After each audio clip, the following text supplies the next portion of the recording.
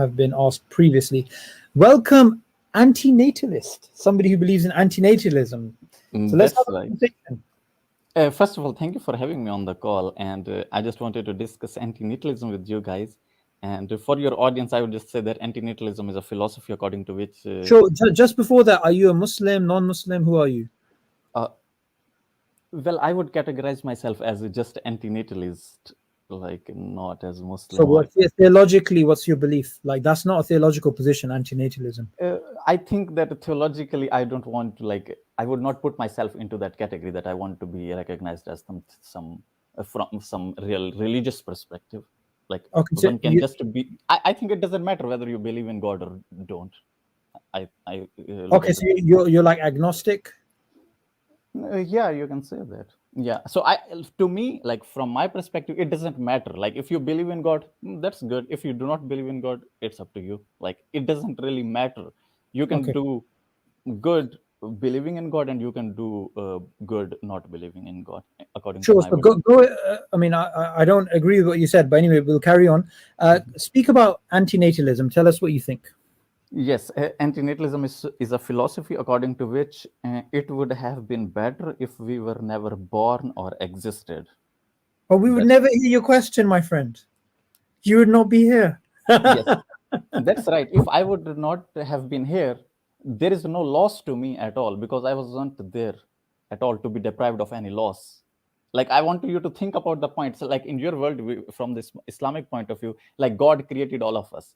But if we think like when only God was there and we were not there, I'm. like think about that point of view. There is nothing bad in that point of view. But Mhm. now, as we exist, there is suffering. Like somebody is suffering, obviously, in Oh, that I world, see. But it doesn't right? matter if it's suffering on your worldview, right?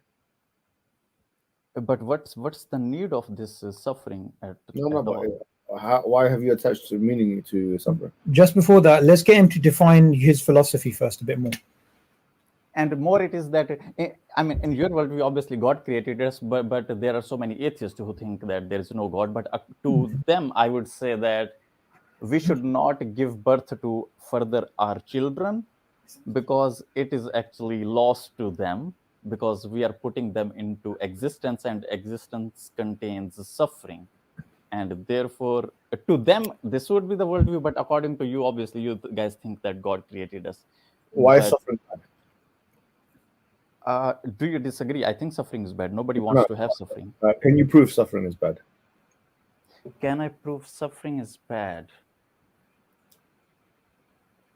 We all, it's the same like asking, can I prove do I exist? Like if I ask you the That's not, question, can you prove do you exist?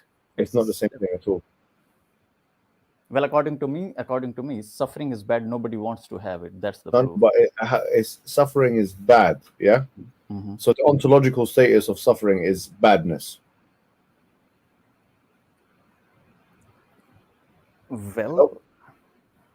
Well, I would say nobody wants to have suffering. Like that's my fundamental claim. Well, Right? then there's another presupposition. Why should people have what they want? Like most of the people would agree that suffering is bad. No, It do you doesn't matter agree? if most people really agree or not. That's a fallacy. If most people agree that the earth is a cheese, it doesn't mean that the earth is a cheese. Okay. No. So it seems like you're a nihilist with everything except for assigning value to what you call suffering. Yes, because this is my intuition, and I don't know how can I prove that suffering is bad because I think everyone would agree to this point, no Okay, matter no, what. no, I don't agree with that. Okay, so you think suffering is good? No, I didn't say that. So, So, so you do not want